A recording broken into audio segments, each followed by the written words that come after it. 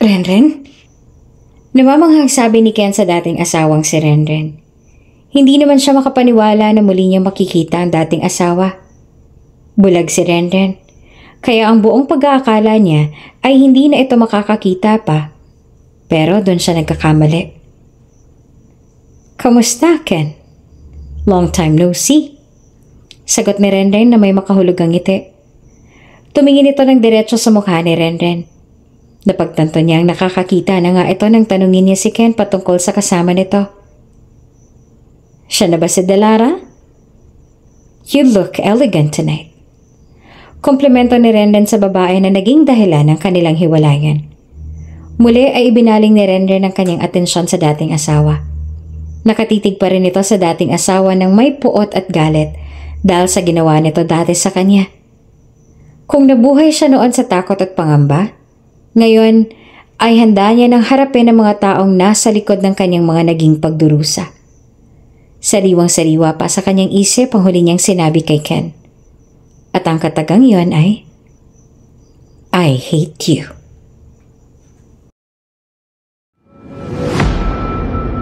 Kung bago ka pa lang sa channel na ito, Ate Jane TV, huwag kalimutang pindutin ang notification bell and subscribe button.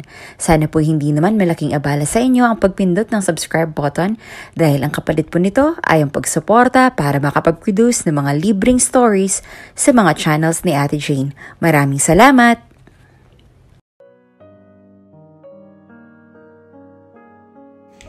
Katulad ng ibang mga mayayaman, nakaugalian na nila ang kanilang nakasanayan na magkaroon ng fixed marriage sa bawat partido para raw mapalakas at mas mapatatag ang negosyo ng bawat pamilya. Ang dalawang tagapagmana na sina Ken at Renren ang naitakdang maikasal sa bawat isa. Simpleng babae lamang si Renren kahit na mayaman. Noon pa man na hindi na talaga siya nakakakita at nabulag sa hindi na lamang dahilan. Kaya isa itong pagsubok kay Ken kung paano niya papakisamahan ang magiging asawa dahil hindi na lang oras at panahon ang dapat niyang ialay dito, kundi pati na rin ang buong buhay niya. Nang maikasal silang dalawa ay niregaluhan na rin silang dalawa ng kanilang sariling bahay sa isang sikat na subdivision.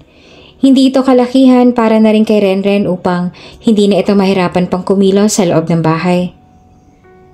Han, gusto mo ba ng kape? Tanong ni Renren sa kanyang asawa. Habang abala naman ang lalaki sa pagtitipa sa kanyang laptop doon sa may dining table. Okay lang Han, I'm okay. Ako na lang kukuha kapag gusto ko. Sagot naman ni Ken. Mabait din naman itong si Ken. At sa ilang buwan nilang pagsasama ni Renren ay makikita kaagad ang labis sa pag-aalaga nito. Hindi pa man masasabing tunay na nagmamahalan bilang mag-asawa ngunit ang respeto sa isa't isa ay naroon pa rin.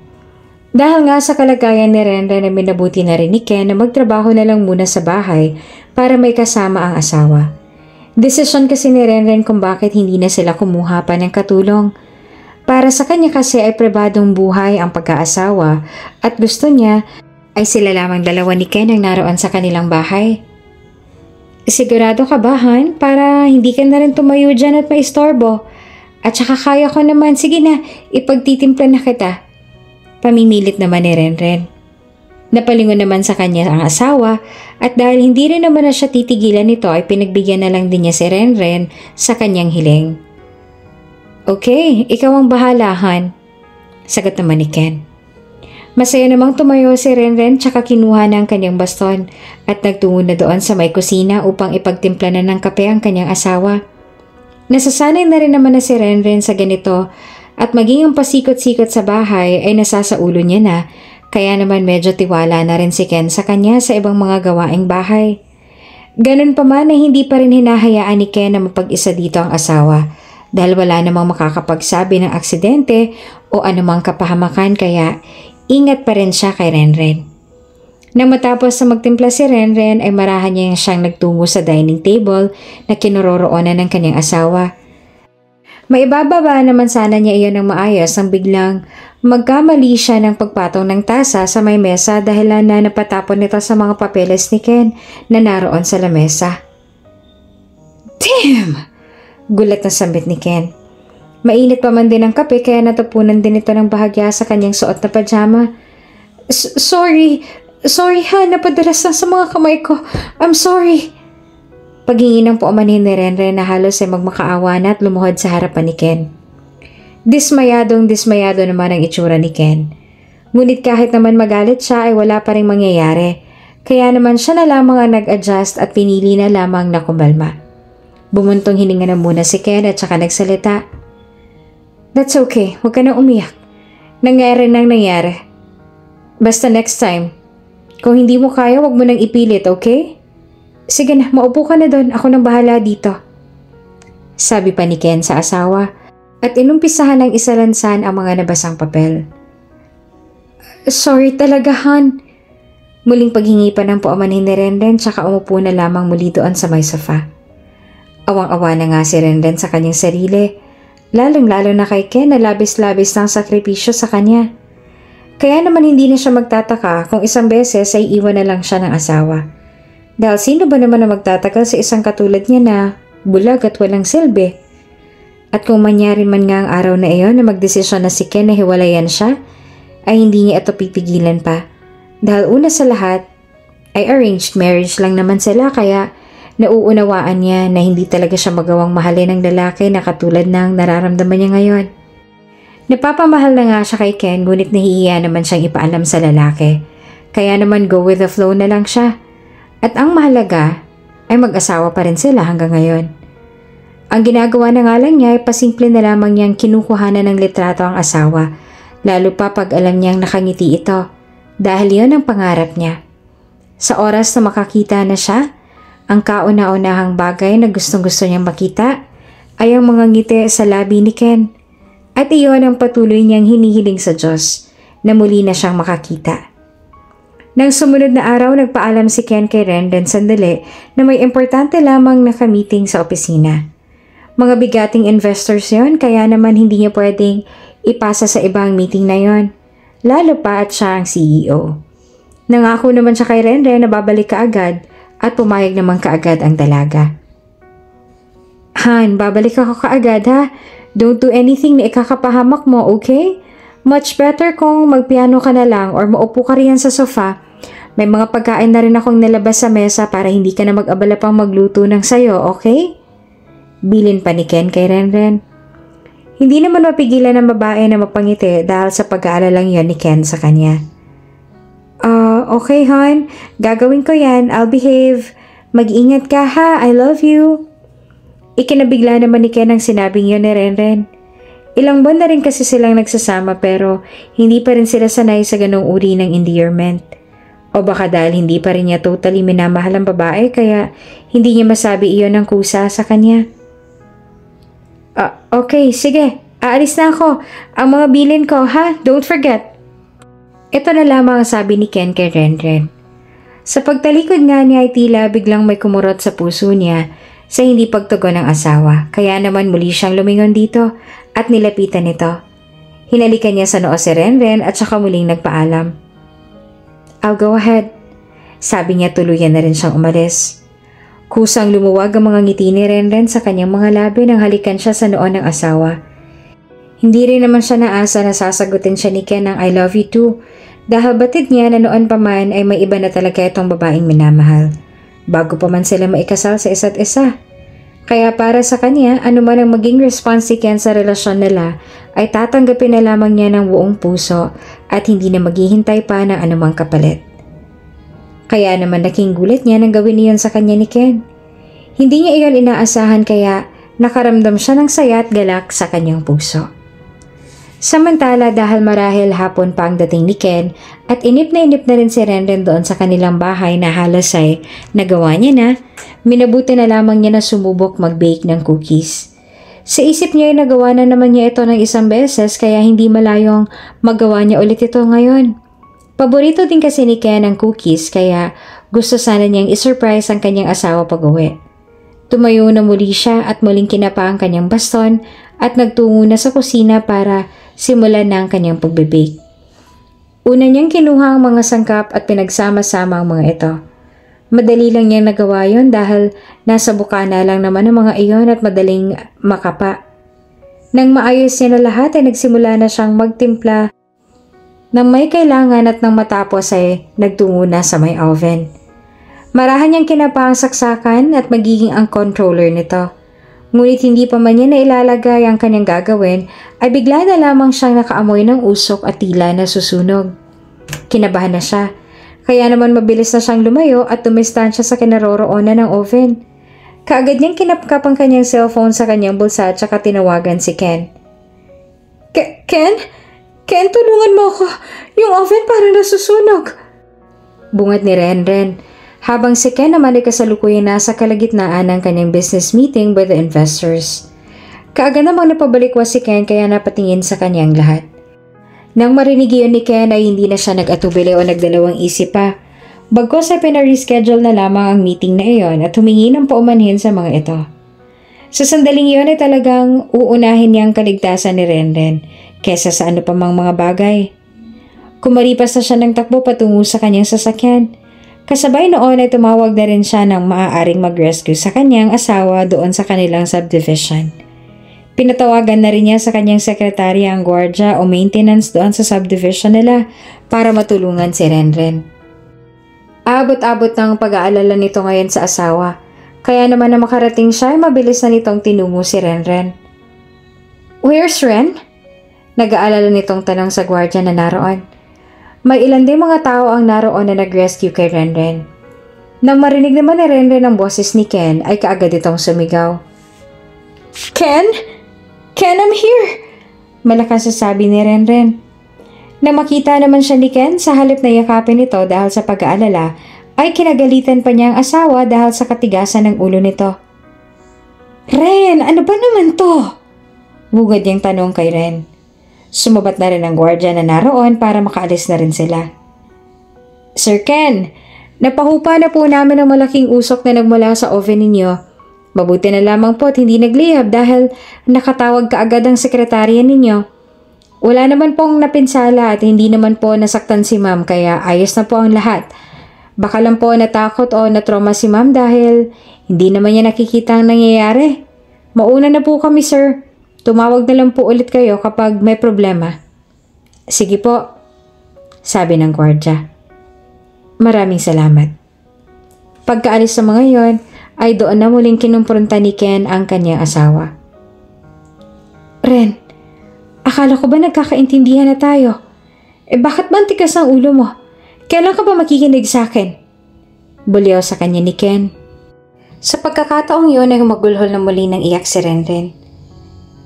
Sinubukan ko naman at saka nagawa ko namang lecheng dahilan yan. Kahit alam mong ikakapahamak mo, ginagawa mo pa rin? Ano bang klaseng dahilan yan, Ren naman? Paulit-ulit na lang natin tong pinag-aawayan. Alam mong ilang gabi kong pinagpupuyatan ng mga hinanda para sa meeting ko kanina. Pero lahat ng yon, yung puyat at pagod ko, napunta lang sa wala. Nang dahil sa'yo, Ren. Nang dahil sa'yo. Alam mo naman ang kalagayan mo, di ba? Bakit pa ayaw mo makinig na lang? Paano kung may nangyaring masama sa'yo? Di ako masisisi. Hindi ka nag-iisip pa ulit-ulit na lang tayong ganito. Galit na bula si Ken kay Renren. Sorry na, hindi na mo uulit, promise. Aksidente naman yung nangyari. Ren, hindi yon magiging aksidente kung hindi ipinilit. At sa dami ng pwede mong gawin, yung pinakadelikado pa. Napahawak na lamang si Ken sa kanyang ulo at pumikit at saka bumuntong hininga. That's all for today. Hands up na ako. Magpahinga ka na at ako na magliligpit ng mga kalat. Dahil sa sobrang hiya ay sinubukan pa rin niyang tigilan ng asawa. Huwag na, magpahinga ka na lang. O bumalik ka na lang sa opisina, baka andun pa yung mga ka-meeting mo. Hayaan mo na to sa akin. Ngumisi naman si Ken. At ngayon mo pa naisip yan. Hindi na kailangan dahil umalis na rin sila. Nireschedule na lang uli ang meeting namin. Galit na sabi ni Ken kay Renren nang may pag-aalala. Panay naman ang sisi ng babae sa kanyang sarili dahil sa nangyaring yon. Hindi naman niya akalain na gano'n ang mangyayari kaya naman nauunawaan niya ang galit sa kanya ngayon ng kanyang asawa. Nang sumunod na araw, pinili na rin muna ni Ken na doon na lamang mag-office muli sa kanilang bahay dahil sa nangyari. Kahit kasi sabihing nagalit siya, hindi pa rin niya maitatanggi sa kanyang sarili na natakot lang siya na baka nasaktan o mapahamak si Renren kaya gano'n na lamang naging reaksyon niya. Han, galit ka pa rin ba sa akin? Mahinahong tanong ni Renren sa kanyang asawang si Ken. I'm not mad, I was just worried. Paano kung may nangyaring masama sa'yo? Hindi ko mapapatawad ang sarili ko kung may mangyaring masama sa'yo. Sagot naman ni Ken. Kahit nga nasa kalagitnaan sila ng tensyon, ay nakuha pa rin ni Renren na kiligin at mapangiti sa sinabing iyon ni Ken sa kanya. Hindi man nga vocal si Ken pagdating sa kanyang nararamdaman para sa kanyang asawa, ay dama rin naman ni Renren ang pagmamahal nito sa pamamagitan ng kanyang pag-aalala sa kanya. Thank you, Han, ha? Thank you for always being there for me. O kahit man wala ka sa tabi ko, thank you sa palagi mong pag-alalay sa akin at pagtulong. Ikaw na nagsisilbing mga mata ko. Kaya labis ako nagpapasalamat kay Lord na ikaw yung binigay niya sa akin na kahit sa hindi pa inaasahang pagkakataon, sa napaka-imposible mang paraan. Thank you and I love you. Kahit pa hindi pa ganun yung nararamdaman mo para sa akin. Thank you, Han. Buong pusong sabi ni Renren sa kanyang asawa. Hinawakan na lamang ni Ken ang mga kamay ni Renren tsaka hinaplos-saplos. Hindi rin naman kansin niya masisi ang asawa dahil nga sa kondisyon nito. Maging siya naman kapag nasa ganong kalagayan ay baka mas mainip pa nga siya at mas isipin pa na isa siyang pabigat kaya naman mas nilawakan na lamang niya ang kanyang pangunawa para sa kanyang asawang si Renren. Kinagabihan, naalala ni Ken na may mga importanteng tao lang pala siyang imimit ngayon na gusto ring mag-invest sa kanila. Han, ano bang bagay sa akin sa dalawang to? Nakangiting tanong ni Renren kay Ken habang hawak-hawak ang dalawang dress na kanyang dalawang kamay. Habang inaayos si Ken ang kanyang manggas ay marahan naman siyang lumapit sa babae. Yung nasa kaliwa. Sagot naman ni Ken at saka pumwesto sa likod ni Renren. Sa pagkakataong yon ay naka-bra panty lamang si Renren kaya naman hindi mapigilan ni Ken na hindi matukso sa angkin nitong kaseksihan at kagandahan. Maginoon niyang kinuha ang puting bestida na pinili niya para kay Renren at saka siya lang nagsuot dito. Bago niya itaas ang zipper sa likod ng bestidang yon, ay marahan namang idinampi ni Ken ang kanyang mga labi sa batok ni Renren. Dahilan ng pagtaas sa mga balahibo nito at pagkabigla. You look so gorgeous. Kung makikita mo lang. Pabulong na sabi ni Ken sa asawa at saka tuluyan nang itinaas ang zipper ng bestida ni Renren. Sakto naman na tumawag na rin ang kanyang sekretarya para ipagbigay alam na nasa restaurant na pagtatagpuan nila. Ilang minuto rin ang kanilang naging biyahe hanggang sa tuluyan na silang nakarating sa kanilang destinasyon. Pagpasok nila sa prestiyosong restaurant na yon, ay nadatnan na nga nila doon ang kanilang kamiting na sina Doc August at ang kapatid nito na si Delara. Nagpanalubong pang paningin ni Delara at Ken na parang gulat na gulat pa na makita ang isa't isa. Good evening. Sorry at na-late kami. You know, girl stuff. Panimulang bati ni Ken sa kanilang dalawa.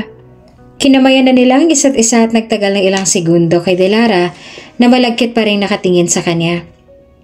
That's okay, Ken. Ilang minuto lang naman. Maginoon namang sagot ni Doc August. Napatingin din sila kay Renren. Kanina pa kasing nakalahad ang kamay ni Ken ngunit hindi pa rin ito inaabot ni Renren.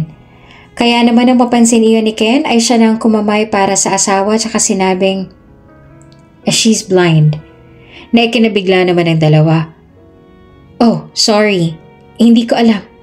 Paumanhin naman ni Doc August. No, that's okay.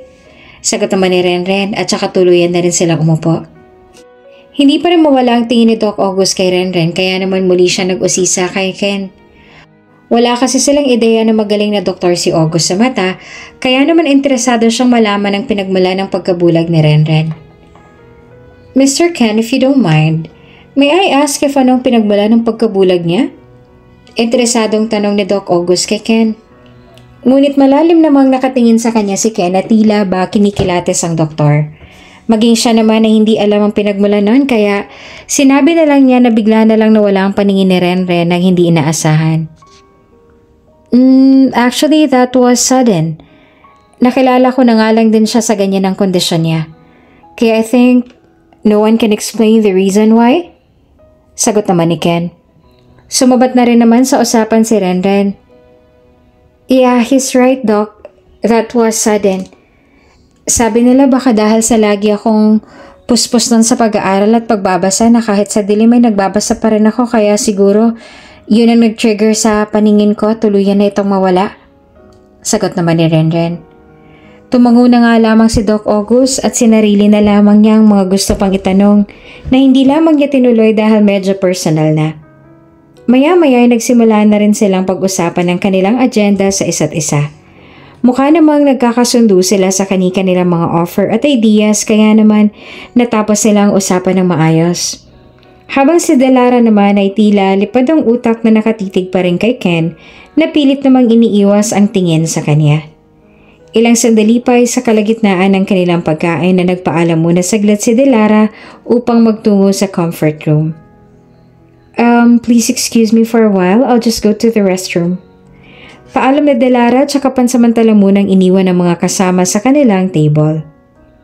Maya-maya pa ay si Ken naman na nagpaalam para mag-CR. Pagkalabas si Ken sa CR ay napabalikwas siya nang biglang may yumakap sa kanya mula sa likuran. Ken, sambit ng babae at sigurado si Ken kung sino nagmamay-ari ng boses na yon. Si Delara. Ang kanyang kasintahan bago pa man maikasal sina Ken at Renren. Mabilis namang kumala sa pagkakayakap na iyon si Ken tsaka hinarap ang babae.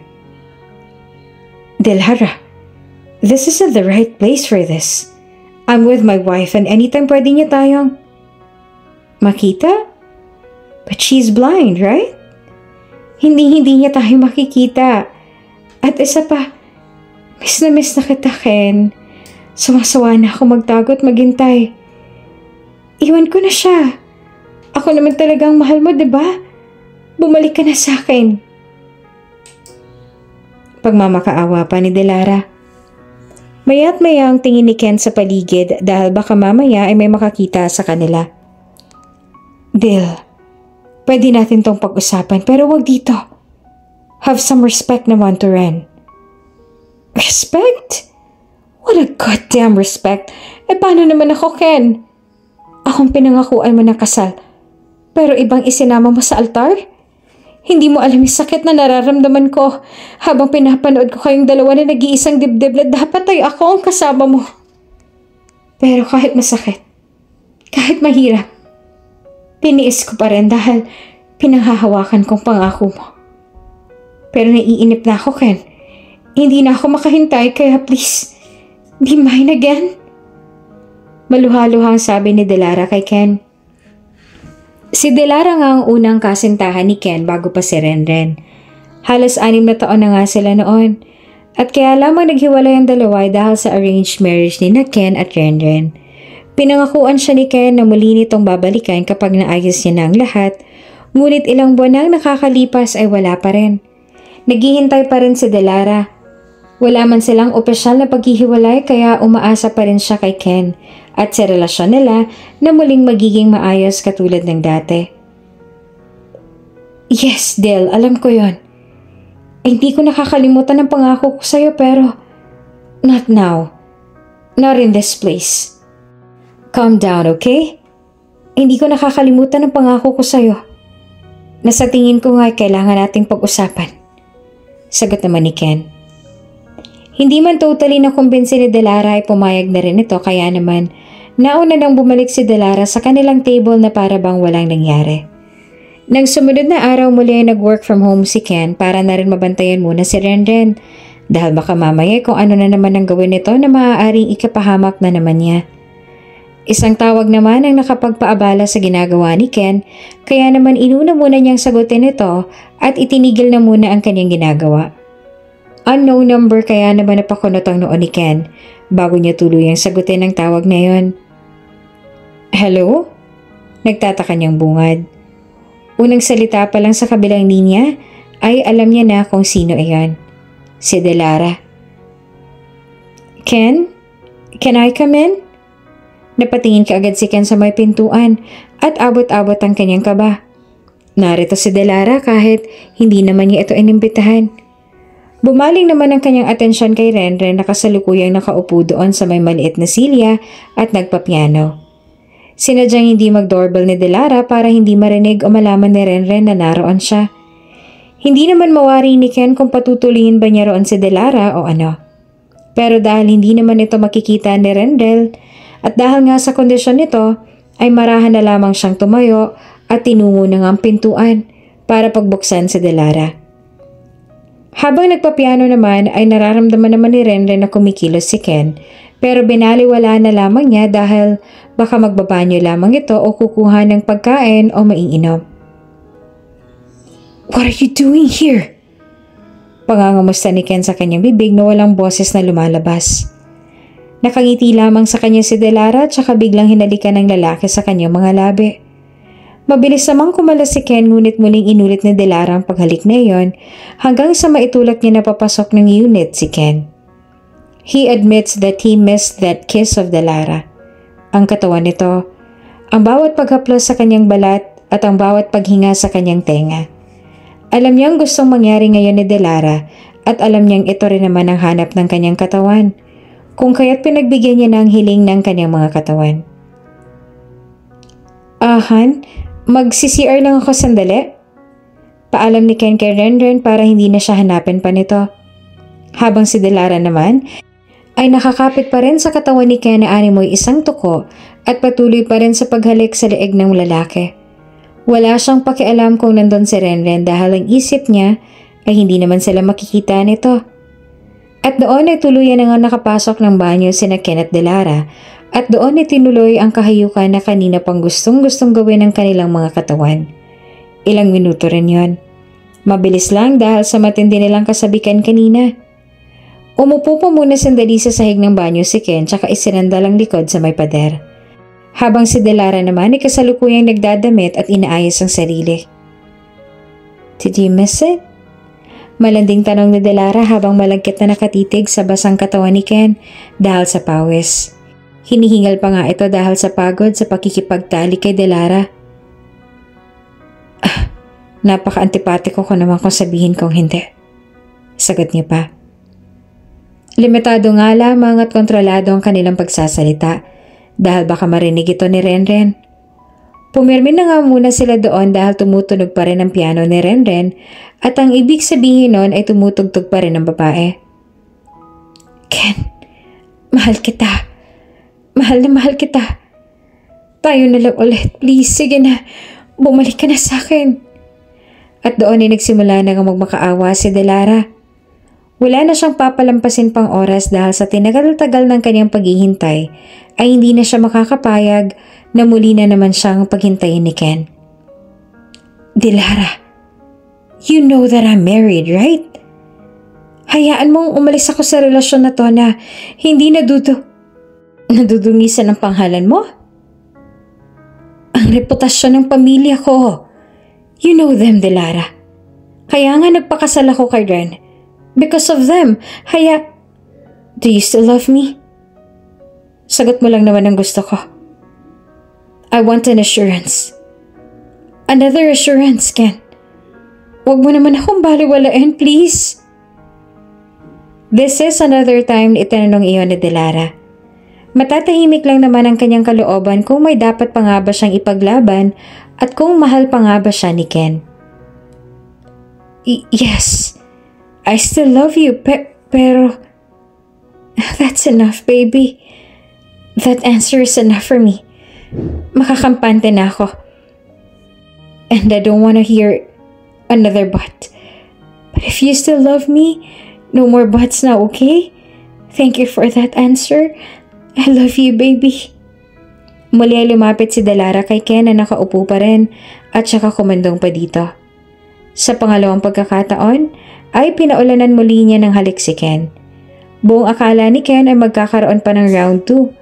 Pero si Delara na ang unang kumalas at bumitaw para bitinin ng lalaki at hanap-hanapin siya. Matapos noon ay malaya na rin nakaalis si Delara ng bahay ni na Ken. Habang si Renren naman ay wala pa rin kamalay-malay sa nangyari sa pagitan nilang dalawa. Hanggang sa nasundan na nga ng nasundan ang pagpunta ni Delara sa kanilang bahay. Wala pa rin kamalay-malay si Renren sa ginagawa ng dalawa na pambababoy sa kanilang tahanan. Paulit-ulit nilang pinagsasawaan ang kanika nilang mga katawan. Ganito rin naman sila noon. They loved each other so much. Kaya nga ganito pa rin kabaliw si Delara kay Ken. At ganun din naman si Ken kay Delara. "Han, what are you doing?" Malambing na tanong ni Renren sa asawa. Kakalabas nga lang noon ni Delara at kakatapos lang nilang muling pagsaluhan ang katawan ng isa't isa. Kaya naman medyo pagod pa si Ken. "I'm still working, hon." Kahit nang totoo naman ay nakahilata lang siya sa sofa at malayang nakahiga dahil sa pagod. What do you want? Gusto mo bang imasahe kita?" Muling tanong ni Renren sa asawa. Ngunit sa halip na sumagot ay nangimabaw na ang paghilik ni Ken na ngayon pala ay natutulog na. May namumuo ng pagdududa sa isip ni Renren, ngunit ayaw naman niyang isipin na niloloko siya ng asawa. Batid niya na mahal naman siya nito pero hindi niya maiwasan minsan na mag-isip ng hindi tama sa ginagawa ni Ken. Lalo pat wala naman siyang kakayahang makita ang ginagawa nito. Ngunit malakas naman ang pakiramdam niya kapag alam niyang may mali na itong ginagawa. Hinayaan na lamang ni Renren na ganitong pakiramdam. Dahil una sa lahat ay malaki naman ang tiwala niya sa kanyang asawa na wala itong gagawin na kahit na anong bagay na ikakasakit ng kanyang kalooban. Samantala, ngayong araw ay pinagdiriwang ni Renren ang kanyang kaarawan. Kasabay din ang pagdiriwang niyang kay Delara.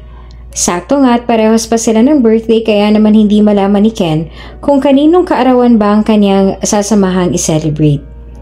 Sa kabilang banda naroon naman si Renren sa may kama at nakaupo sa gilid nito. May hawak silang dalawang bestida na ipapapili niya ulit kay Ken kung ano bang bagay sa kanya. Dahil ang hindi naman nga iyon nakikita ni Renren ay si Ken na lamang na asawa niya ang hinayaan niya magdesisyon para sa kanya. Excited siyang iabot muli ang mga damit na yon. Nasa banyo pa kasi si Ken at kasalukuyang naliligo para sa paghahanda sa dinner date nila para i-celebrate ang kanyang birthday. Yes, nararapat lang na birthday ni Renren ang kanyang i-celebrate dahil ito ang kanyang asawa at hindi si Delara. Nang matapos sa paliligo si Ken ay nabungaran niya na kaagad si Renren na nakangiti sa kanya. "Han, which one?" Masayang tanong ni Renren. Nakatuwalya lamang ang pababa ni Ken habang tinutuyo naman ng isa pang tuwalya ang kanyang buhok. Sa salamin lamang ito nakatingin na tila wala namang pakialam sa tinatanong sa kanya ng asawa. "Han, are you still here? Ano bang napabagay sa akin?" Muling tanong ni Renren sa maamong tono. Umirap na lamang si Ken at sumagot na lamang kahit hindi na interesado. "Sa kaliwa." Tinatamad niyang sagot kahit na hindi pa naman niya totally nakikita yung damit. Bahagya namang napangiti si Renren at nagsimula na ring magbihis. Unlike before, hindi na siya tinutulungan sa pagzizipper ng damit nang hindi humihingi ng tulong si Renren. Dati-rati naman ay itong nagkukusa na tulungan ng asawa at hindi na hintayin pang makiusap ang asawa. Nang makapag-ayos sila ay tumungo na sila sa kanilang sasakyan. Sandali namang huminto si Renren na ikinahinto rin naman ni Ken. "What? May nakalimutan ka ba?" Tanong ni Ken. Umiling lang naman si Renren. "Wala." Maamo niyang sabi na nakanguso pa. "Oh, bakit tumigil ka?" "May nakalimutan ka bang sabihin?" Dati kapag aalis sila at formal ang pupuntahan, ay hindi nakakalimutan ni Ken na purihin ang asawa kung gaano ito kaganda at kung gaanong kabagay ang bestida na kanyang suot. Ngayon ay tila nagbago ng asawa. Sa isip niya ay baka marami lang iniisip si Ken dahil sa dami ng trabaho nila ngayon. Ayaw niya mag-demand na parang bata dahil yung pag-aalaga at pag-aalalay pa lang sa kanya nito araw-araw, kahit abala rin ito sa trabaho ay malaking sakripisyo at pasasalamat niya na rito. Pero babae din kasi siya na may pusong mamon na malimit ay nagiging sensitibo din kaya bawat nagiging pagbabago ni Ken ay ikinalulungkot ng puso niya.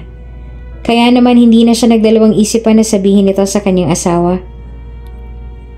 "Ano naman yan?" Kuno ang tanong ni Ken sa asawa habang patingin-tingin sa kanyang wristwatch. "Hindi mo ba talaga alam?" "Sige na nga. Hindi mo pa ako nako-compliment katulad ng ginagawa mo dati."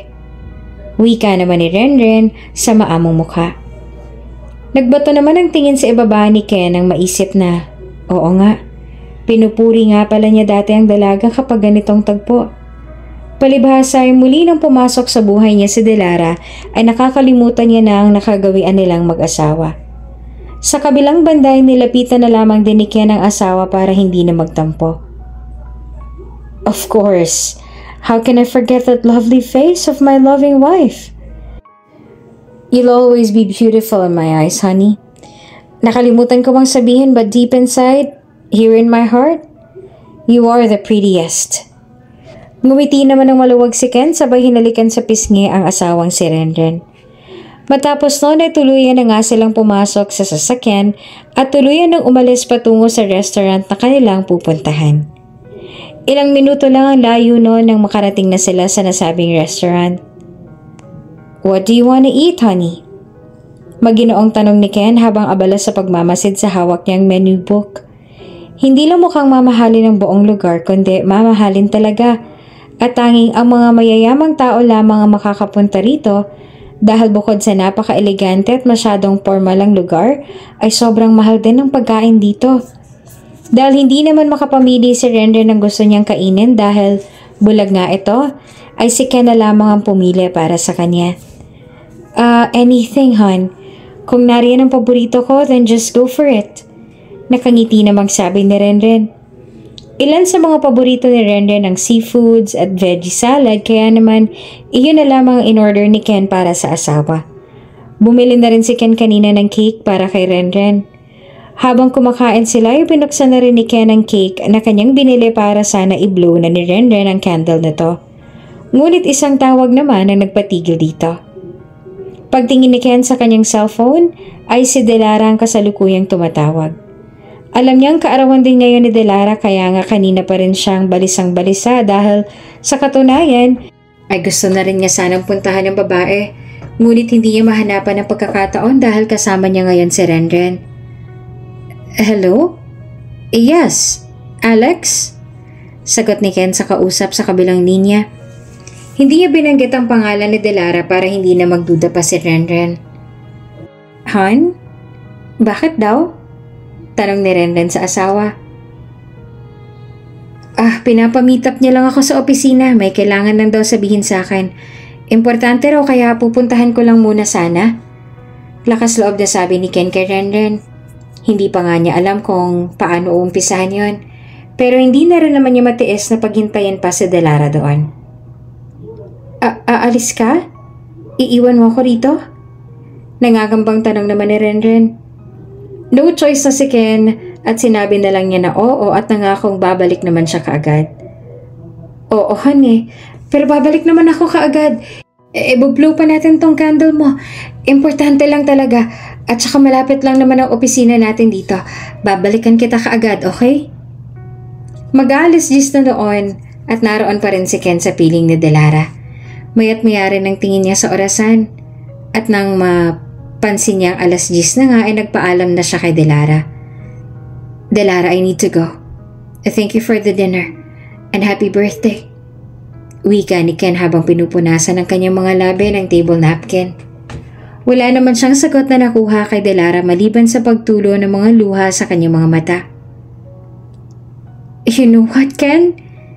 Hindi ko alam. Hindi ko alam kung bakit kailangan ako maghabol sa iyo ngayon. Hindi ko alam kung bakit kailangan ako mamalimos ng oras sa iyo ngayon. Hindi ko alam kung bakit kailangan kong marinig ang mga sinasabi mo ngayon. You're once mine, Ken. At hanggang ngayon, tayo pa rin naman dapat, diba? Dumating lang naman si Ren just because of that fucking fixed marriage. But Ken, ako naman talagang mahal mo, diba? Ako naman talaga dapat at hindi si Ren. Ayoko na magtago, Ken. Sawang-sawa na ako. Kahit ngayon, ako na magmumukhang kabit at mga agaw pero ang totoo si Ren yun at hindi ako. Ang tagal kong hinintay na ipaglaban mo ako, Ken. Katulad ng ipinangako mo sa akin. Pero hanggang kailan ba? Kailan ba kasi, Ken? Bumalik ka na sa akin. Nagmamakaawa ko. I can't live without you, Ken. Please, sa akin ka na lang ulit. Pagkasabing iyon ay mabilis ang tinungo ni Delara ang kinauupuan ni Ken. Alam naman ni Ken sa kanyang sarili na mahal naman talaga niya si Delara. Ngunit meron na kasing Ren ngayon. At aminado rin naman si Ken na napapamahal na rin sa kanyang asawa. Kaya ngayon, litong-lito ang puso niya kung paano ba ito titimbangin o babalansehin.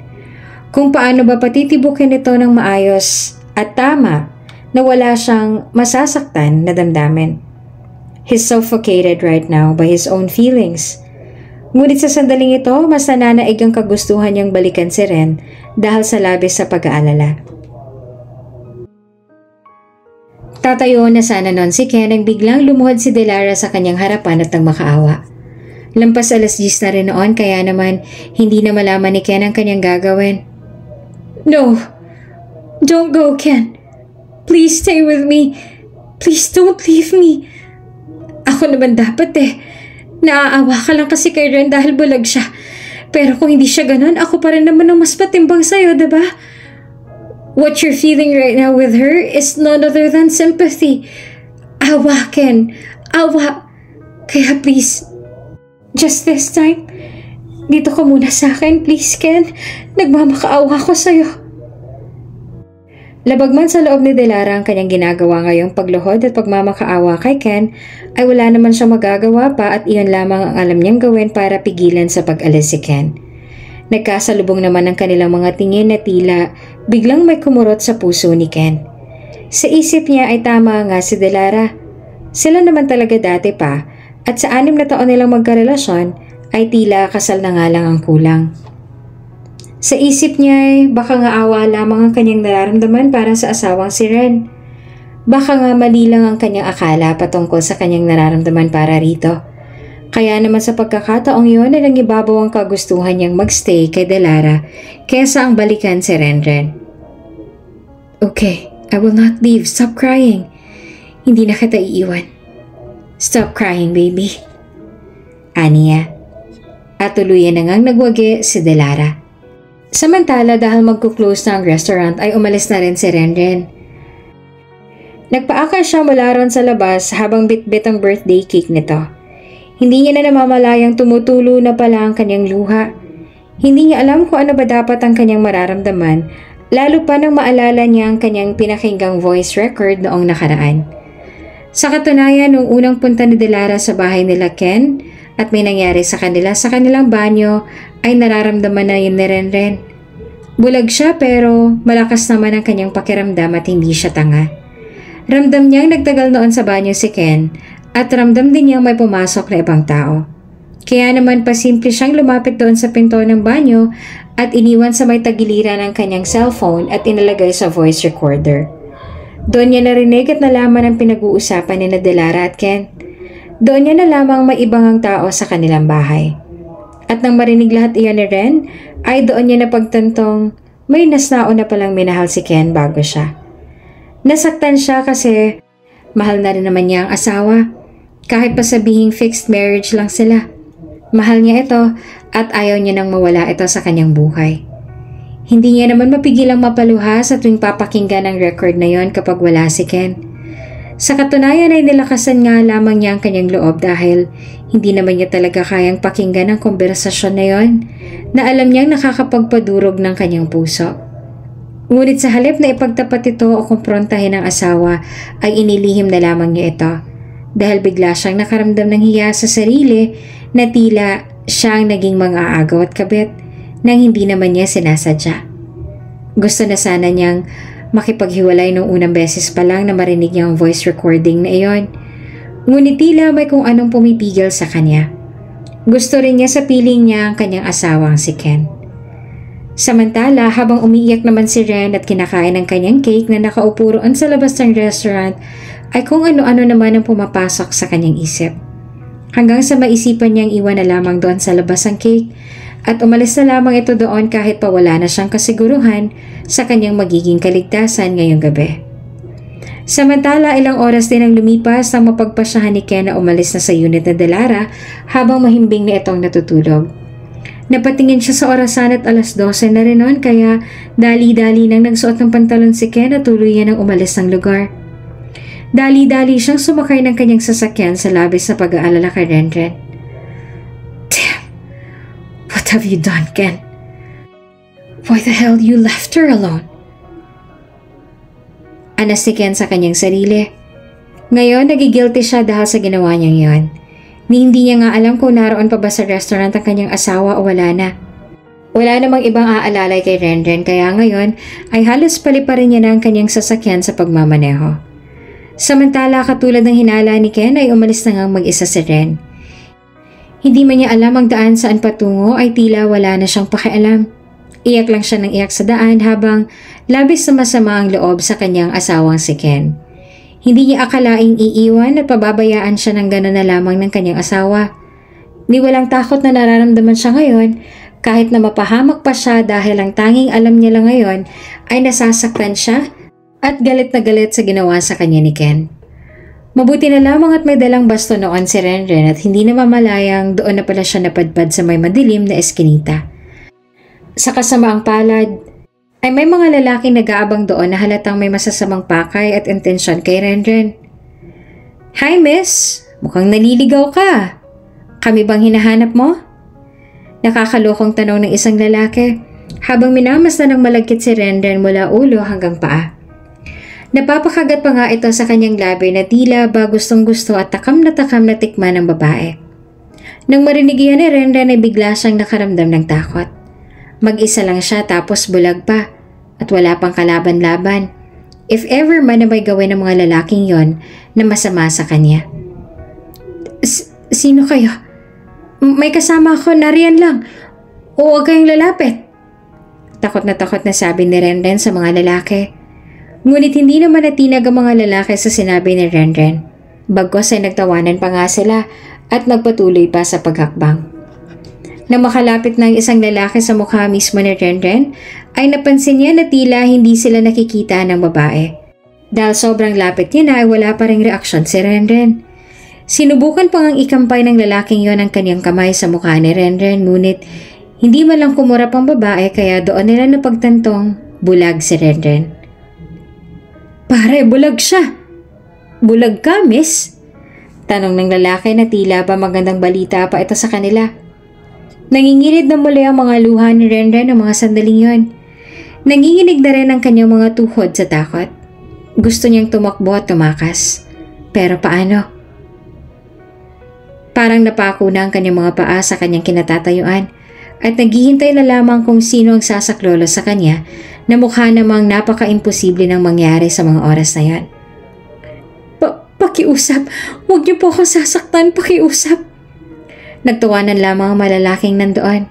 Sa halip na maaway, ginaya-gaya pa nila ang pagbuka ng bibig ni Renren. Hanggang sa nalapitan na ulit siya ng isang lalaki at saka hinawakan ng kanyang pisngi. At doon, ninakawan ng halik sa labi. Napahakbang naman patalikod si Renren sa gulat at sinubukang paluin ng basto niya ang lalaki na mabilis namang nakailag. Oh! Palaban pala to, pare! Sabi ng isa tsaka lumapit muli kay Renren. At walang awang hinawakan ito ng mahigpit sa kanyang baba. Lumalaban ka, ha? Pasalamat ka at hindi ako natamaan ng baston mo dahil kung hindi, ibabaon ko sa utak mong baston mong yan. Galit na pambabanta ng lalaki kay Renren. Takot naman si Renren kaya naman nilakasan niya na ang kanyang loob na magsisigaw sa lugar na iyon. Medyo tago na rin ang iskinitang yon at alauna na rin ang madaling araw kaya posibleng wala nang makarinig sa kanya. Wala na rin mga nagsidaan ng mga sasakyan kaya naman walang duda na maisasagawa ng mga lalaking to ang kanilang masamang balak kay Renren. Nagsimula nang ang hawakan ng isa ang kaliwang kamay ni Renren at ang isa naman ay sa kanan. Habang ang isa naman ay mauunang gumalaw sa dalaga at gawin kung ano man ang gusto niyang gawin dito. Tanging iyak lamang ni Renren ang nangingibabaw sa lugar na iyon. Nang nakalapat na ang labi ng lalaki sa mga labi ni Renren, ay wala namang awang kinagat ng dalagang mga labi ng lalaki, dahilan para mapasampal siya nito ng malakas at masuntok sa kanyang sikmura, hanggang sa hindi niya na namalayan na tumutulo ng dugo mula sa kanyang labi. Dahil sa galit ng lalaki ay mas lalo siyang nahayok na galawin si Renren at hindi pa nakontento kaya inihiganan nila ito hanggang sa mapatigil sila dahil sa ilaw ng sasakyan na nakatutok sa kanila.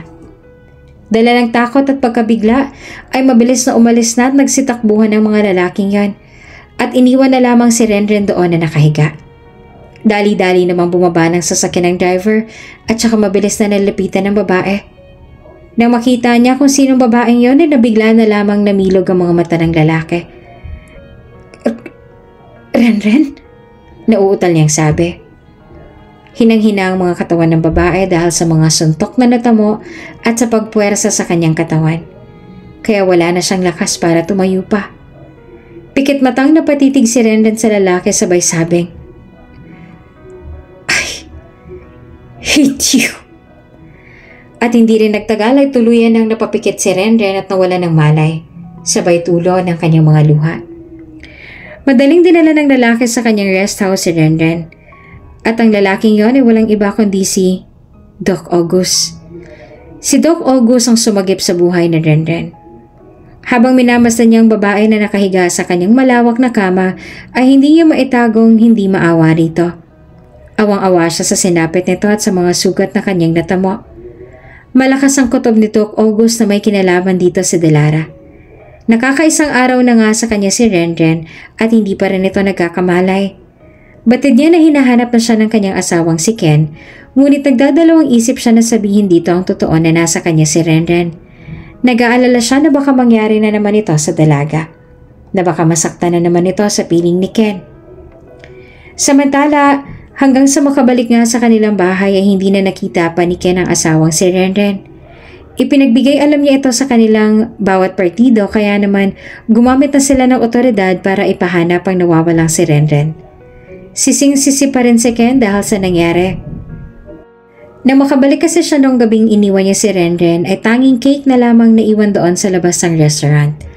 Maging ang mga staff ay wala ring alam sa nangyari simula nang lumabas ang pintuan ng babae.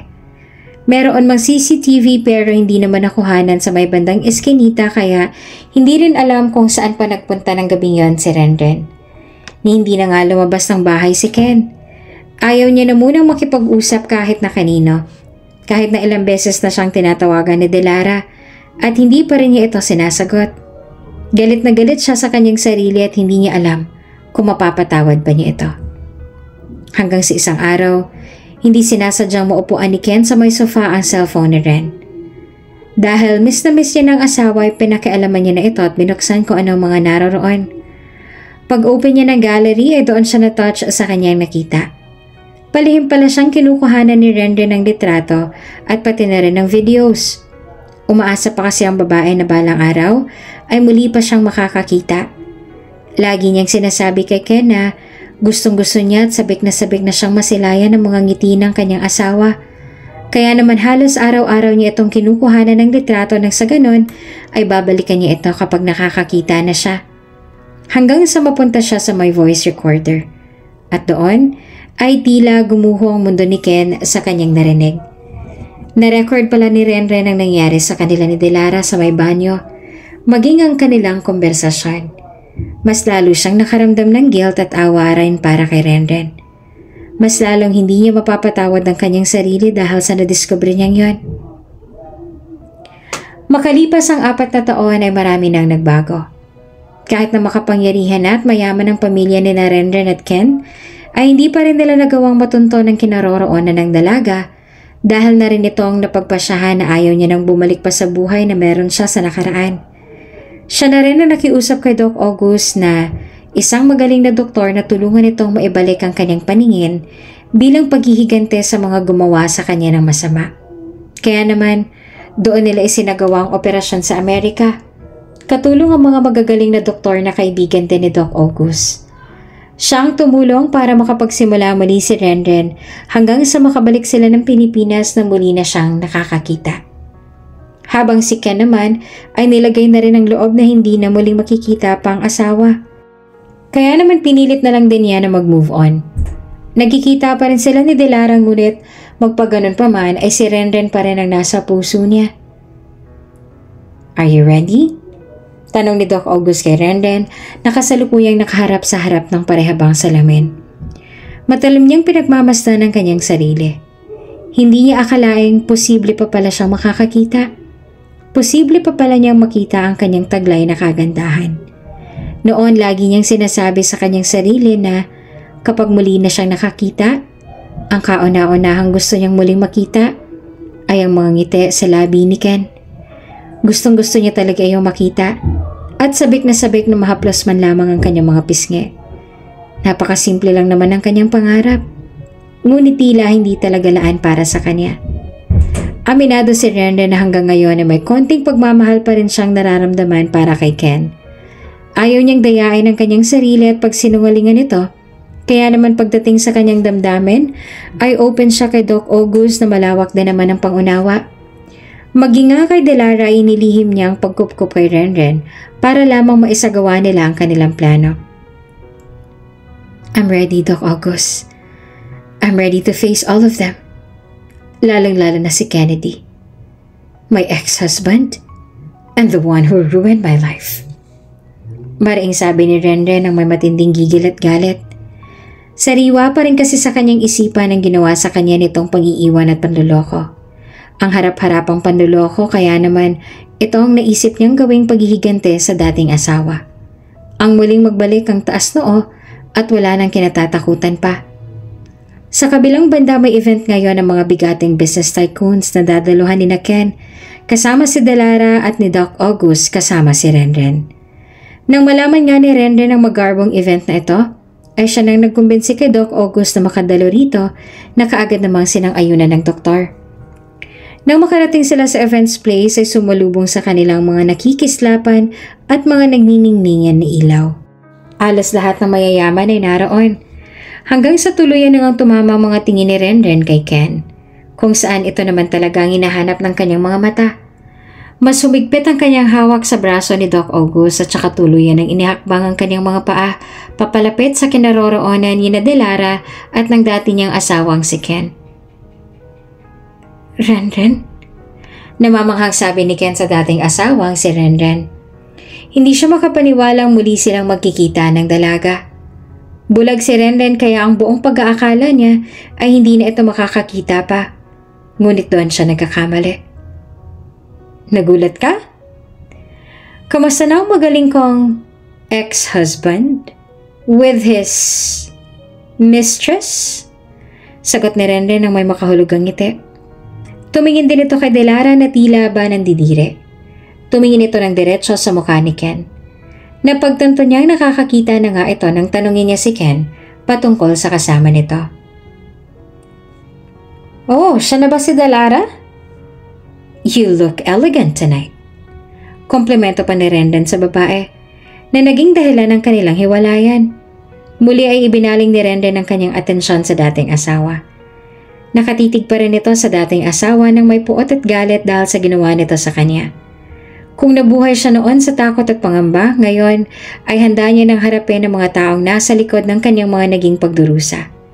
Sariwang-sariwa pa nga sa kanyang isip ang huli niyang sinabi kay Ken. At ang katagang yon ay, I hate you. Ilang segundo ring nakatunga nga si Ken kay Renren. Hindi talaga siya makapaniwala ngayon na muli silang magkikita, na muling babalik ang dalaga. Kasabay noon ang pagtataka kung bakit magkasama sila ni Doc August. Why are you with her? All this time nasa iyo lang pala siya? Galit na sabi ni Ken kay Doc August. Sasagot na sana si Doc August nang biglang sumabat si Renren. It wasn't his fault. He saved me from harm. He saved me from those bad guys na muntikan ng babuyin ang aking buong pagkatao. He was there, Ken. He was there na dapat ikaw yun. Na dapat ikaw ang nandun. Remember? The time when you left me because of this asshole? Don't you ever call me that way, Renren. Let me just remind you something dahil baka nakakalimutan mo. Akong nauna sa puso ni Ken at hindi ikaw. We're 6 years, Ren. 6 years. Kaya kung may kabit man o mga aagaw dito, walang iba kung hindi ikaw yon. Pagdidepensa ni Delara sa kanyang sarili. Pero, ako pa rin ang pinakasalan, Delara. Kaya ikaw ang kabit. Homewrecker. Literal na home. Dahil doon pa mismo sa pamamahay namin ginagawa niyong kababuyan ninyo? Sagot naman ni Renren. Dahil umiinit na rin ang tensyon sa dalawa ay naisipan na ni Ken na hilahin ang kamay ni Renren palabas ng lugar na yon at wala namang nagawa si Renren kung hindi ang sumunod kay Ken palabas. Bitawan mo nga ako! How dare you! Wala kang karapatang saktan ulit ako! Pasigaw na sabi ni Renren kay Ken doon sa may garden. Renren, ang tagal kitang hinanap. I almost gave up. Matagal ka na sumuko, Ken. Matagal mo na akong sinuko 4 years ago. Dahil mas pinili mo si Delara. Mas pinili mong mapahamak ako. That's not true, Ren. Binalikan kita, pero wala ka na. Sobrang pag-aalala ko sa'yo nun. Buong magdamag ikaw lang nasa isip ko, maniwala ka, Renren. Hindi ko intensyon ng So ano palang intensyon mo, ha? Ang paniwalain mo ako na si Alex nga katagpo mo noon at hindi si Delara? Bulag lang ako, Ken. Pero hindi ako tanga. I heard everything. And I knew everything. Pero pinalampas ko lang. Hinayaan ko lang. Dahil umasa ako at nagbabakasakali na sa bandang huli, ako pa rin ang pipiliin mo. But I was wrong. Mali ako na pinaglaban pa kita. Mali ako na binigyan pa kita ng pag-asa. Alam mo kung anong pakiramdam ko ng gabing yon? Takot, Ken. Takot. At hiniling ko na sana ay dumating ka na. Dahil sinasaktan ako ng 3 lalaking naglapastangan sa akin. Pero wala. Walang Ken ang dumating para hanapin at sagipin ako. Mabuti na lang at dumating si Doc August. He saved me. At kung hindi siya dumating, baka patay na ako ngayon. Baka lalo mong sinisisi ang sarili mo dahil sa mga kawalang-ya ang ginawa mo sa akin. Kaya Ken, ano man ang nangyaring pagbabago sa akin sa loob ng 4 na taon, ginusto ko yan. Hiniling ko yan. At si Doc August ang tumulong sa akin para makapagsimulang muli.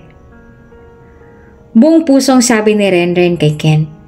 Halos tumulo na ang kanyang mga luha sa mga sandaling yan. Matagal niya nang hinintay ang pagkakataon na ito na dumating para sabihin kay Ken ang lahat ng kanyang sama ng loob sa dating asawa. Ngayon na nasa harapan niya na si Ken ay handa na siyang harapin ang dati niyang mga takot at pangamba. Minahal niya ito ng sobra ngunit hindi naman ito nasuklian man lang ni kaunting pagmamahal o respeto man lang. I know it's my fault, Ren. That's why I'm sorry. At alam ko hindi sapat ang sorry para mapatawad mo ako kaagad. Oo, inaamin ko nagkasala ako simula nang muling dumating si Delara. I got confused. Gulong-gulo ko rin. May kung ano sa akin na nagsasabing I still love her pero may nagsasabi rin na ayaw kitang masaktan dahil napapamahal ka na sa akin. Believe me, Ren. Gulong-gulo lang ang isip ko. Masisisi mo ba ako sa nararamdaman ko? Minsan ang naging bahagi ng buhay ko si Delara. Bago pa man tayo ikasal at masakit din yan sa kanya. Tapos sa akin, hindi. Akong pinakasalan mo, diba? Ibig sabihin nun, akong pinili mo. Kaya dapat, wala ka ano pa mang ugnayan kay Delara. But you still chose to hurt me. Kaya ako ba? Masisisi mo ba ako sa nararamdaman at naramdaman ko? Tao lang din ako, Ken. Tao lang din ako na nasasaktan. At yung mga pinagdaanan ko na hindi makatao dahil pinabayaan mo ako. Walang kapatawaran yun, Ken. Wala. Kaya kung ano man ang intensyon mo ngayon, hindi mo na maibabalik pa ang dating Renren na kawawa at uto-uto. Pinapalaya na kita. Maitutuloy niyo na ni Delara ang naudlot niyong pagmamahalan. Ako naman ang sumira nun, hindi ba? Kaya malaya ka na. You can do whatever you want now, Ken. Tapos na tayo. Mariing sabi ni Renren, tsaka hindi na nagpapigil pang umalis sa lugar na iyon. Muling bumalik sa loob si Renren at sumunod na rin siya kay Doc August. Hanggang sa sasakyan ay sariwa pa rin sa isip at diwa ni Renren ang naging komprontasyon nila kanina ni Ken. I still love him. Bulong niya sa sarili habang nakadungaw sa bintana ng sasakyan at pinapanood ang mga streetlights na kanilang nalalampasan. Napalingon lamang sa kanya si Doc August at hindi na umimik pa. Alam naman niya mula noon, magpahanggang ngayon, ay si Ken pa rin talagang tinitibok ng puso ni Renren. Nagawan man ito ng lalaki na masama sa kanilang nakaraan, ay ito pa rin ang mahal ni Renren. Kahit minsan ay nagawa na rin ni Doc August na umamin sa dalaga, ngunit nabigo lang siya. Dahil si Ken pa rin talaga ang nasa puso at isipan nito. Gustuhin man talagang kalimutan na ni Renren si Ken, ay hindi na rin niya magawa, kahit papaulit-ulit pa niya itong kamuhian. She still love him, at wala na nga siguro makakapagpabago pa nun. Buong akala nga niya ay malakas na siya at matapang. Ngunit nang masilayan niyang mga ngiti ni Ken na matagal niya nang pinangarap, ay kusa na lamang lumambot ang puso niya. Dahil ang mga ngiti na yon, ang matagal niya nang pinapangarap na makita at masilayan. Na makauwi sila ay nagtungo kaagad si Renren sa may bar area at saka kumuha na ng alak. You want? Alok niya kay Doc August. Tumango naman ang doktor at saka tinanggap ang alok ng babae. Kamusta ang komprontasyon ninyo? Seryosong tanong naman ni August kay Ren. Nakatulala lamang sa kawalan ng babae na tila dismayado sa kanyang nararamdaman. Ayos naman, pagsisinungaling niya. Paano ayos naman? Satisfied o kulang pa ba? Muling tanong ni Doc August sa makahulugan. Napabuntong hininga naman si Renren. Wala naman kasi siyang maitatago kay August dahil lagi nitong nababasa kung ano bang kasalukuyang nararamdaman niya. Ramdam kasi ng lalaki na kapag may mabigat itong nararamdaman, kaya naman hindi niya talaga madadaya ang kanyang sarili. Come on, Ren, I know you. At kung ako iniisip mo, don't mind me. Ang mahalaga ay huwag mong itago sa akin kung ano talagang nararamdaman mo. Alam ko namang wala na talaga akong pag-asa sa'yo. Lalo pa ngayon na nakita na ulit kayo ni Ken. Hindi malabo at hindi malayong manumbalik ang damdamin mo sa kanya. And I'm not against it. As long as he promised na hindi ka na niya sasaktan. Saka pa lang kita isusuko kapag muli niya nang napatunayan ang sarili niya sa'yo. I care for you, Ren. Kaya nga kita itinago ng 4 na taon, diba? To prepare yourself for this comeback. But I think I failed and you failed. Pero mahalaga naman kasi na huwag kang masaktan. Na huwag saktan ang sarili mo para makapaghiganti. Hayaan mo siyang kusang makaramdam ng paghihiganting niya kahit na wala kang gagawin. You're right. Hindi dapat ako nagpapakalugmok ng ganito. Hindi ko dapat binabaon na naman ang sarili ko sa kalungkutan. At oo, ang totoo, I still love him, August. Hindi ko alam kung bakit hindi maalis. Sa lahat ng nagawa niya sa aking kamalian, yung pagmamahal ko pa rin sa kanya nangingibabaw. Nagawa ko na siyang kamuhian pero hanggang dun lang yun. Hanggang muhi lang pero ang kalimutan siya. Bakit hindi ko magawa? Bakit ang hirap? Akala ko magiging maayos ng buhay ko. Pero bakit parang biglang gumulo? Maging ako hindi ko rin maintindihan ang sarili ko. Gulong-gulo na ako, August. Hindi ko na alam. Wika pa ni Renren. Kahit ano ngang gawin niyang pagkamuhi at paglimot kay Ken, ay ito pa rin ang gusto niya. Ganon naman talaga siguro kapag tunay na mahal mo isang tao. Gaano mang kalaki ang nagawa niya sa iyong kasalanan, pinasakitan ka man niya o niloko, bandang huli ay siya pa rin ang gusto mong pipiliin ng puso mo, kahit ayaw pa ng isip mo. Tawagin man nila itong tanga o pagpapakamartir, wala eh. Sadyang mapapamura ka na lang sa taong yon dahil hindi mo naman madidiktahan o makokontrol ang damdamin nila. Titibok at titibok pa rin to sa isang tao na talagang ginugusto ng puso mo. Samantala, nang sumunod na araw ay nakipagkita si Delara kay Doc August para kumprontahin ito sa ginawa nitong pagtatago kay Renren. Ano bang gusto mong malaman, Delara? Bungad ni Doc August kay Delara. Naroon sila sa cafe shop para sa mas maaliwalas at pribado na rin na pag-uusap. Kaya ka pala biglang nawala ng 4 na taon? Dahil sa ginawa mong pagtatago kay Renren?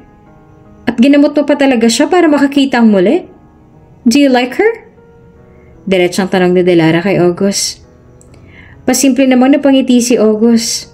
Kalmada lang ang mukha nito at sabay higop sa kanyang mainit na white cappuccino. Gusto mo bang malaman? Yes, I like her. I like Ren. At sa tingin ko nga mahal ko na siya. Sagot niya. Lumiwanag naman ang itsura ng mukha ni Delara. Dahil sa pagkakataon na ito ay naiisip niyang maaari niyang kasabutin si August para tuluyan ng akitin si Ren nang sa ganon ay mawala na talaga sila ng amor at ugnayan ni Ken sa isa't isa. Ngunit ang inaakala niya ay ganong klaseng tao si August. Kung ang inaakala niya ay magagamit niyang doktor, ay doon siya nagkakamali. Kung gusto mo siya, why don't you pursue her? Ligawan mo. Total sa'yo naman na siya nakatira, diba? Convince her na mag-file ng annulment with Ken. If you love someone, you will and you can do everything. Sa tono ni Delara ay tila desidido na talaga siya. Pagunda siya sa ilang taon na paghihintay muli lang maangkin si Ken. Maging sila lang ulit. Sa 4 na taon na yon ay nasa kanya na ang lahat ng pagkakataon para mabawing muli si Ken. Ngunit bigo pa rin siya. Bigo pa rin siya na muling maibalik ang dati nilang pagsasama. Kaya naman ngayon ay magpapakadesperado na talaga si Delara na gamitin ang kanyang kapatid na si August para paghiwalayin na ng tuluyan sina Ken at Ren. You know what, Dil? Kung alam mong tunay na kahulugan ng sinasabi mong pag-ibig, hindi ka magkakaganyan. Ang pagmamahal ay para sa 2 tao at hindi para sa iisa lamang. Mahal ko si Ren. Pero ang mahal pa rin niya ay si Ken. I tried everything para mawalang damdamin niyang yon para kay Ken. But I failed. And I realized na kung totoong mahal ko si Ren, hindi na ako dapat ang magiging rason para masaktan siya muli. Hindi mo ba nararamdaman na baka nga ayaw na sa'yo ni Ken?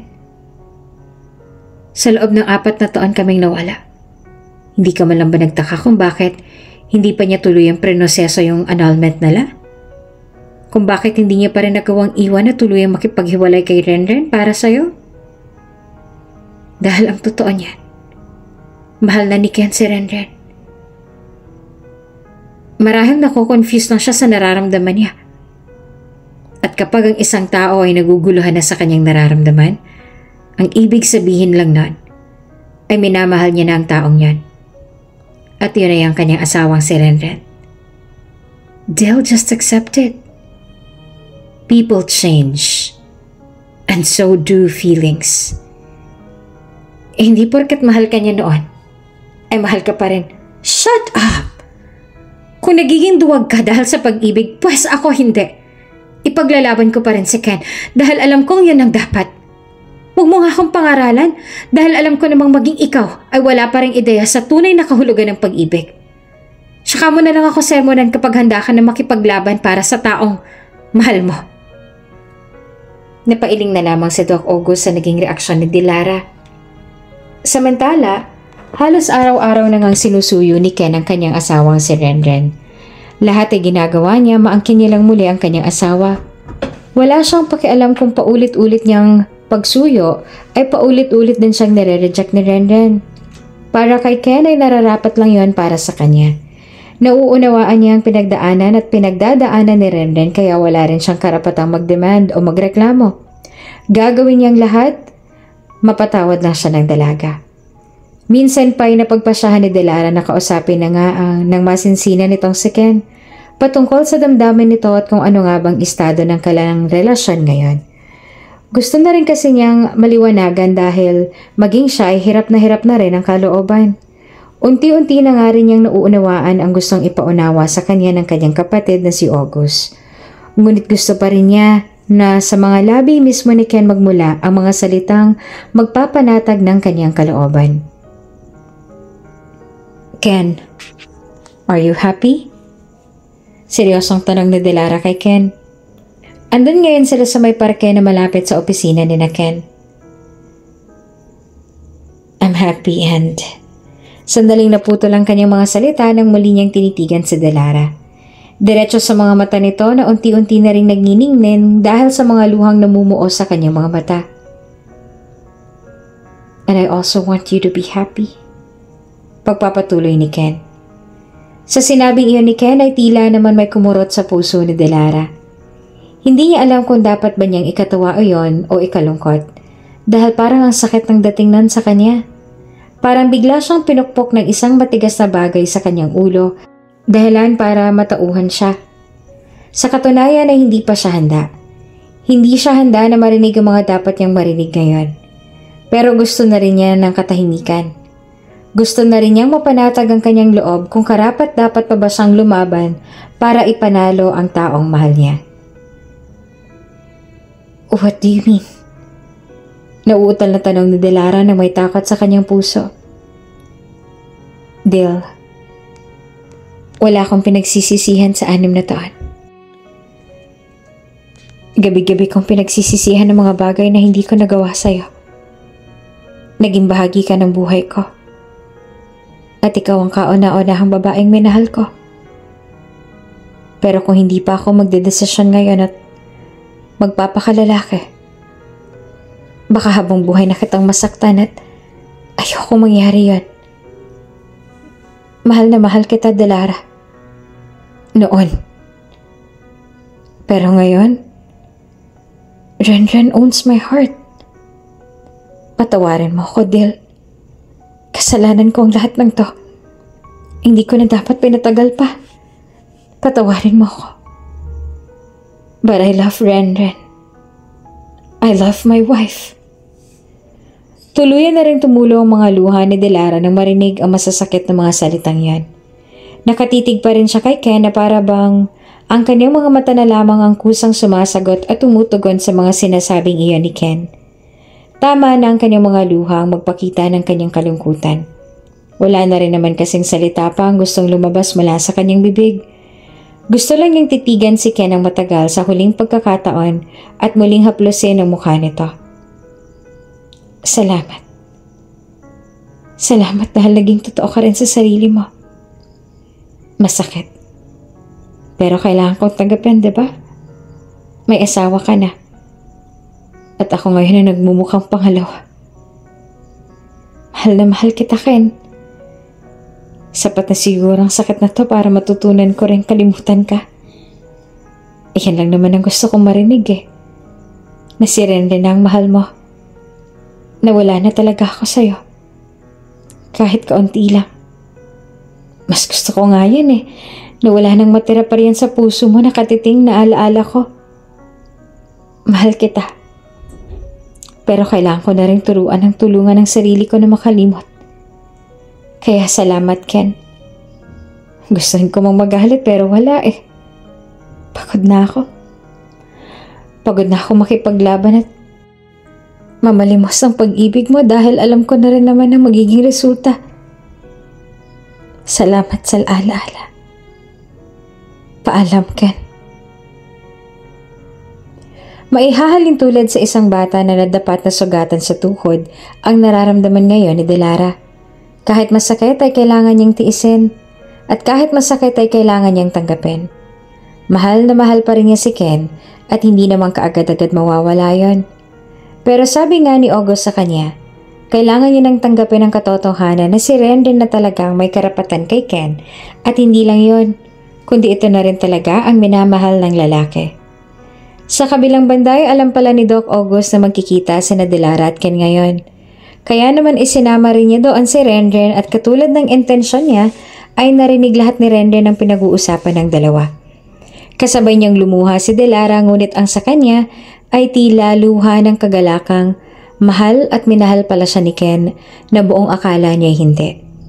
Kaya naman nagtatalikod na si Delara ay nakita niyang naroon ang dalawa na nakatayo. Napatingin na rin si Ken sa kanila at namilog ang mga mata nang makita niya doon si Renren kasama si Doc August.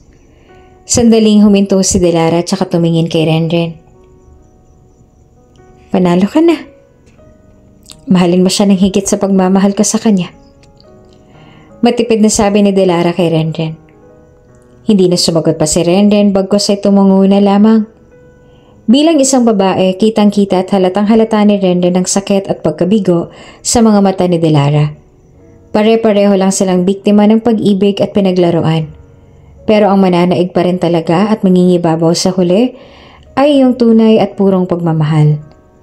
At yun nga ang pagmamahalan nilang dalawa ni Ken. Inalahad na rin ni Doc August ang kanyang kamay sa harap ni Delara at saka niyaya niya itong umalis. Let's go. Yaya ni August ang may mingiti sa kanyang mga labi. Okay. Sagot naman ni Delara at saka tuluyan na silang umalis. Nanatili naman nakatayo roon si Renren habang nakatingin pa rin kay Ken at ganun din sa kanyang lalaki. Hindi nila malaman kung kanino bang mga paa ang mauunang humakbang at kanino bang mga labi ang unang magbibitaw ng mga salita.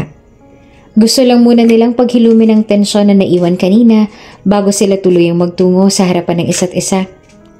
Ilang sandali pa'y nauna nang lumapit si Ken kay Renren. Han? Nauutal na sabit ni Ken. Hiyang-hiya pa nga siyang humarap kay Renren dahil sa mga nangyari. Ken, bawi naman ni Renren na nauutal din ng salita. Nang magpanagpuna ang kanilang mga katawan sa harapan ng isa't isa na may ilang distansya lamang ang lapit, ay sinamantala na nila ang pagkakataon na maihayag na nila ang kanilang mga damdamin. Ren, I hope you've heard everything. And I meant it. Paulit-ulit akong hihingi ng tawad sa'yo. Paulit-ulit kitang susuyuin dahil ikaw ang asawa ko. Paulit-ulit kong ipapadama sa'yo na nagsisisi na ako. Muli ka lang bumalik sa akin, Ren. You are my wife.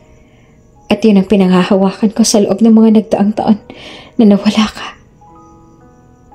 Mahal kita, Renren. At ikaw lang ang tinitibok ng puso ko. Paniwalaan mo sana ako. Natakot ako noong halos 4 na taon na nawala ka. Hindi ko pala kaya na mawala ka. Hindi ko pala kaya na kaunting segundo ay hindi kita kasama. Mahal na mahal kita, Renren. Please be mine again. Magsimula ulit tayo. Sinserong sabi ni Ken sa kanyang asawang si Renren. Naghihinakit man at sumamahan man ang loob ni Renren sa kanyang asawa, bandang huli ay mananaig pa rin talaga ang tunay na nararamdaman. Na kapag mahal mo ang isang tao, sa kanya mo lang gustong maranasan ang saya at lungkot. Ang ginhawa at hirap. Sa kanya mo lang gustong ialay ang buhay mo paulit-ulit mo mang saktan. Wala eh. Ganun naman talaga ang pagmamahal. Kahit hindi na uso ang martyr sa panahon ngayon, mas pipiliin mo pa rin mabuhay at magpatuloy kasama ang taong nagdudulot sa iyo ng sakit at saya. Okay na ako, Ken. I heard everything. Hindi ako nagagalak na masaktan mo si Delara pero nagpapasalamat ako. Dahil finally, ipinaglaban mo rin ako. Matagal ko nang hinintay yun. Nasabihin mo rin sa akin. Jen, mahal na mahal din kita. Yung tunay at walang pag-aalala. Yung puro at walang halong biro. Ang sarap pala sa pakiramdam na mahalin at pahalagahan ka rin ng taong mahal mo. And yes, Ken. Sa kabila ng mga nagawa mo. Sa kabila ng pananakit mo sa damdamin ko. At sa kabila ng mga sama ng loob ko sa'yo, ikaw pa rin eh. Ikaw pa rin ang mahal ko. Gustuhin ko mang tumingin na sa iba at magmahal ng iba. Wala eh. Ikaw pa rin ang gusto ng puso ko. Ikaw pa rin yung tinitibok nito. Kahit ayaw na ng isip ko. Ikaw pa rin, Ken. Ikaw pa rin. At tuluyan nang bumagsak ang mga luha ni Renren na kanina pang gustong kumawala. Lumuha na rin ang mga mata ni Ken na may halong saya dahil sa wakas ay napatawad na rin siya ni Renren. Alam niyang hindi pa sapat yung mga nagawa niyang pagsuyo sa asawa para mapatawad siya kaagad nito. Likas na mabuti lang talaga ang puso ni Renren kaya sa isang iglap ay napatawad siya kaagad nito. Ngunit magpaganon pa man ay hindi pa rin titigil si Ken na suyuin iyon ng suyuin. Kahit pa sa tumanda na sila, hindi lang para makabawi kundi para na rin muling ibigay sa sarili niya ang mga bagay na dapat ginawa niya noon. Hindi na rin nagbitaw pa ng salita si Ken bagkus sa hinalikan niya na lang si Renren sa kanyang mga labi. At sa muling pagdampi ng kanilang mga labi ay mas naramdaman nila ang tunay na damdamin nila para sa isa't isa. Muli nilang pinagsaluhan ang kanilang wagas na pagmamahalan. Ang pagkakaiba lang ngayon ay wala na silang inililihim pa sa bawat isa at tunay na ang kanilang pag-iibigan kumpara noon na tila may humihila pa rin sa kanila na mali ang kanilang ginagawa. Ang tunay na pag-ibig kapag nauna ang takot at pangamba ng isang taong tunay na nagmamahal sa kanilang puso ay posibleng marami silang malalampasan ng mga mahahalagang bagay o pagkakataon. Posibleng mawala ng tuluyan ng taong kanilang minamahal at posibleng hindi na ito bumalik pa sa kanilang buhay. Hindi sa lahat ng panahon at pagkakataon ay may taong laging nandyan para sa'yo at mamahalin ka ng walang kapalit. Kaya kung sa tingin mo ay nasa iyo na ang taong yon, ay huwag mo nang pakawalan pa. Bagkus sa ingatan na ito at huwag nang sayangin dahil maraming bagay na maaari mong ikasisi sa bandang huli. Habang nabubuhay ang tao, dapat ay sulitin na natin ang pagkakataon na aminin ang tunay na nadarama sa isang tao at huwag nang magpaligoy-ligoy pa. Ang paglilihim ay isang uri pa rin ng panloloko kaya naman hanggat may pagkakataon o may aaminin natin ang tunay nating damdamin sa taong minamahal. Wala mang kasiguraduhan na parehas kayo ng nararamdaman, ay pilitin mo pa rin magtapat dahil walang nakakaalam at makapagsasabi kung hanggang kailan tayo sa mundo nang sa ganon ay wala tayong pagsisihan. Dahil ang totoo, sa pag-ibig ay hindi naman mahalaga ang nakaraan kundi ang kasalukuyan. Mas patimbang ang mga naging karanasan kaysa sa mga matitinding pinagdaanan. As long as mangingibabaw pa rin ang pagtanggap at kapatawaran ay mananatili pa rin maging matatag ang mga pinagsamahan. Nagsimula muli ng panibagong buhay sina Ken at Renren at kinalimutan na ngang nakaraan na nagsilbi na lamang bahagi ng kanilang mga alaala. Nagsisimula na rin silang bumuo ng sariling pamilya at ngayon ay 2 buwan nang pinagbubuntis ni Renren ang kanilang panganay na anak. Naging matagal man ang naging proseso at paghihintay, ang mahalaga ay hindi sila sumuko at bumigay. Pinili pa rin nilang piliin ang isa't isa kahit na maraming naging balakid. Kahit may mga masakit na pinagdaanan dahil sa bandang huli, ay laging nagwawagi ang mga taong nagmamahal ng tunay na walang anumang hinihingi pang kapalit at mananatili at makinig sa pinipintig ng puso. Huwag lamang bumase sa dinidikta ng isip. Dahil nabubuhay tayo, hindi para bumitaw at sumuko, kundi para magpatuloy at matuto. At sa kaso ni Ken at Renren, hindi man sila sigurado nung una sa kanilang relasyon, hindi na rin nila piniling sumuko bagkus ay dinaman na lang nila kung ano ba talaga ang kanilang nararamdaman at hindi magdesisyon ng padalos-dalos at bandang huli ay nanaig pa rin yung kanilang pag-iibigan na mas pinatibay pa ng panahon. Nang ipinanganak ni Renren ang kanilang panganay ay muli naman nilang napagpasyahan ni Ken na pakasalan ulit si Renren. Masaya na rin si Doc August para sa kanila at iniwan na lamang si Renren sa kanyang mga naging alaala sa nakaraan. Lumipad na rin patungong Amerika si Delara at doon ay sinimulan niya na ang kanyang buhay ng bago at wala nang masamang damdamin. Dahil tanggap na rin naman na niya ang katotohanan na pinagtagpulan talaga sila ni Ken pero si Renren talaga ang tunay na nakatadhana rito.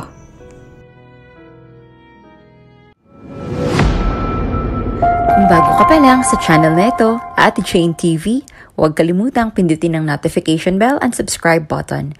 Sana po hindi naman malaking abala sa inyo ang pagpindot ng subscribe button dahil ang kapalit po nito ay ang pagsuporta para makapag-produce ng mga libreng stories sa mga channels ni Ate Jane. Maraming salamat!